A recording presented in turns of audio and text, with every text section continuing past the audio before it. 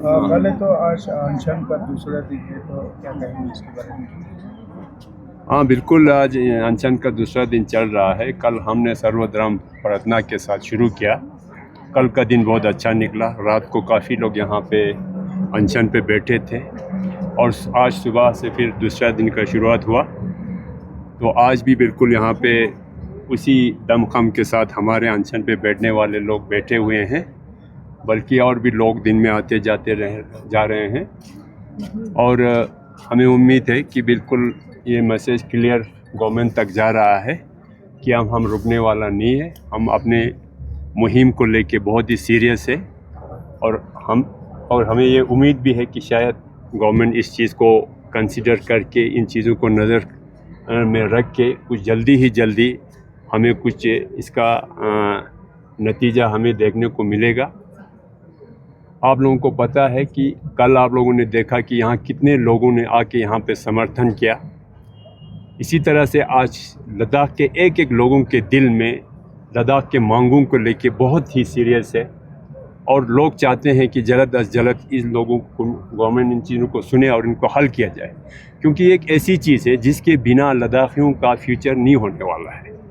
ये हर कोई लोग जानते हैं, हर कोई एक बच्चा समझ गया है। जब तक हमें कोई सेफ गार्ड नहीं मिलता, जब तक हमें कोई डेमोक्रेटिक राइट नहीं मिलता है, तब तक हमारा फ्यूचर बिल्कुल सेफ नहीं है।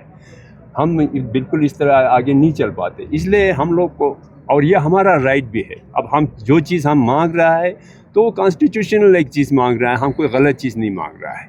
हाँ, ये चीज़ होता, अगर हमारा डिमांड गलत होता तो हम पिछले 5 सालों से ये चीज़ मांग रहा है, गवर्नमेंट शायद पहले ही दिन हमें राइट अवे रिजेक्ट कर देता। लेकिन गवर्नमेंट भी जानता है कि हमारी मांगे जायज़ है और अब जाके गवर्नमेंट इसमें खामखा डिलेइंग टैक्टिक्स चला रहे हैं।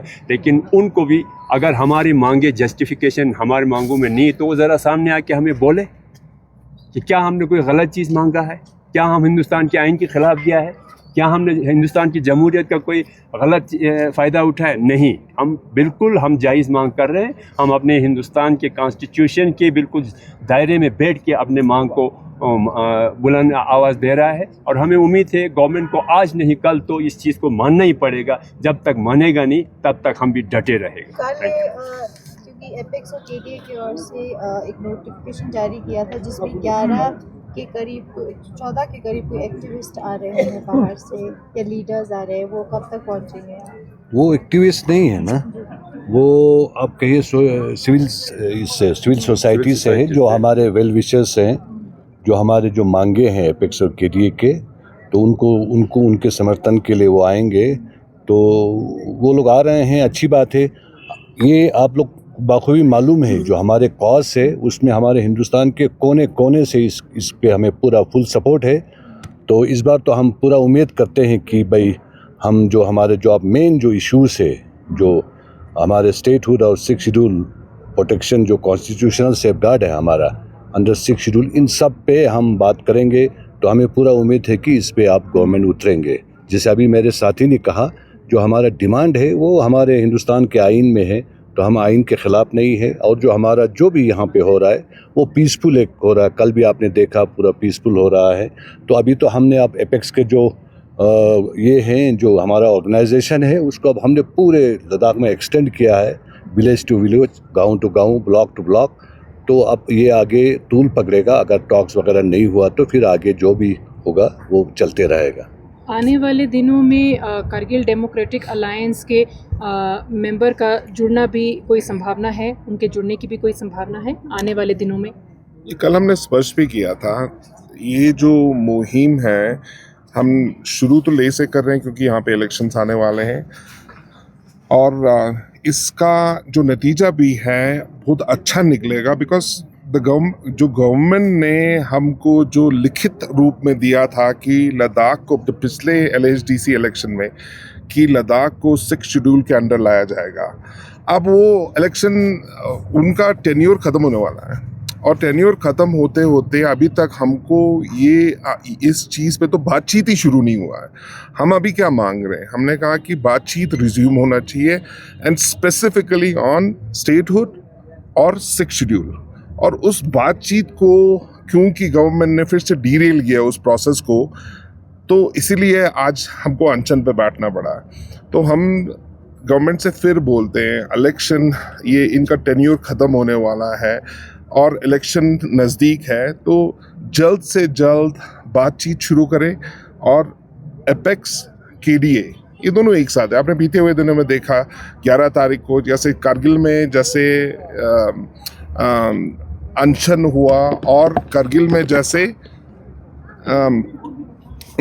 एपेक्स और KDA का फर्स्ट टाइम हिस्टोरिकल एक इवेंट हुआ। आप लोग वहाँ पे थे भी, तो वहाँ से मालूम चलता है कि कैसे KDA और एपेक्स साथ में। और हाँ, हम बातचीत जारी है KDA के साथ कि कैसे आप इसको हम पूरे लद्दाख में बढ़ा सके। और सर कल अनशन स्टार्ट हुआ, आज हिल काउंसिल के चेयरमैन सुना है दिल्ली चला गया, तो आप लोगों से कुछ रखता हुआ जल्दी बुलाने की उम्मीद है टॉक्स के लिए? हाँ, वो तो दिल्ली चले गए। अब वो वहाँ पे क्या बात करते हैं तो उनका अपना पार्टी का होगा।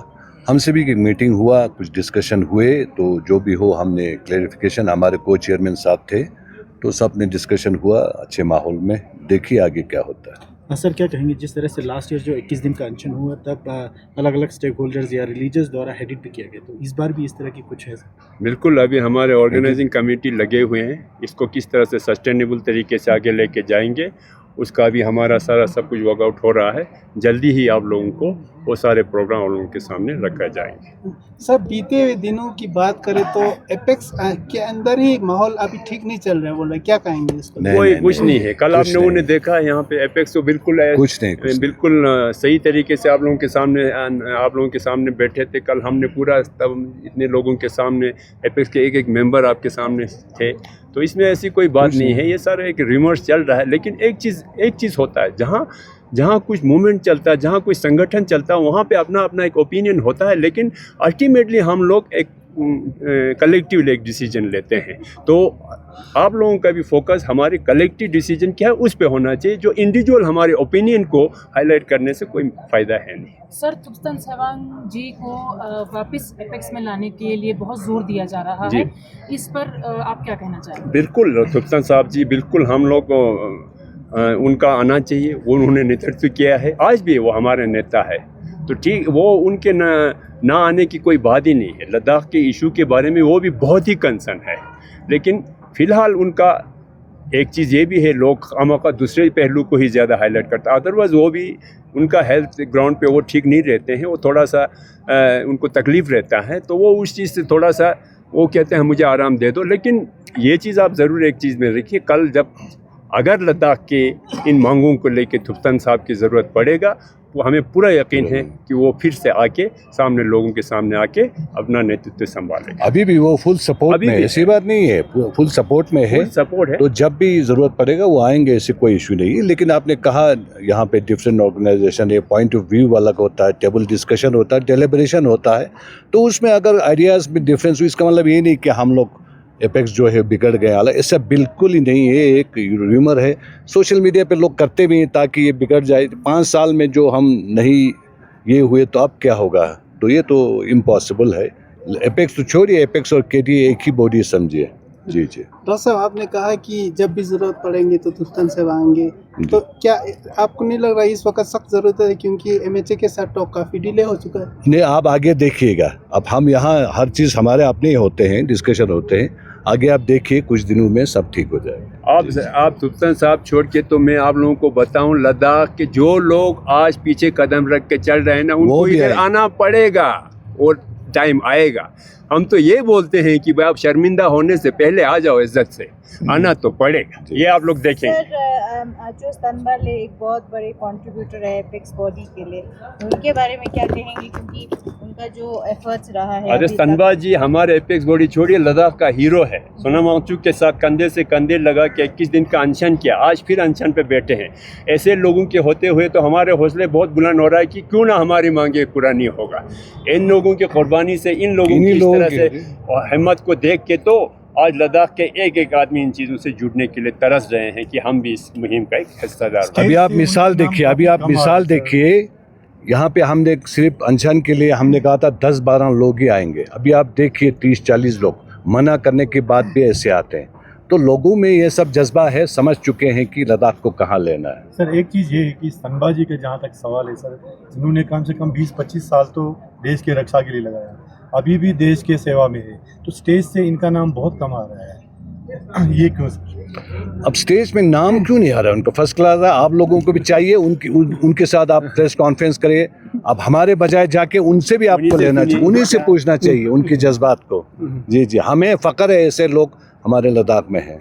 सर जिस तरह मीडिया यहाँ जब बाइट लेने के लिए आता है तो कुछ लोगों का ये भी कहना है कि हम सिलेक्ट जो यहाँ जो मीडिया है उनको ही बाइट देंगे, बाकी लोगों को नहीं देंगे, इस पे क्या कहेंगे?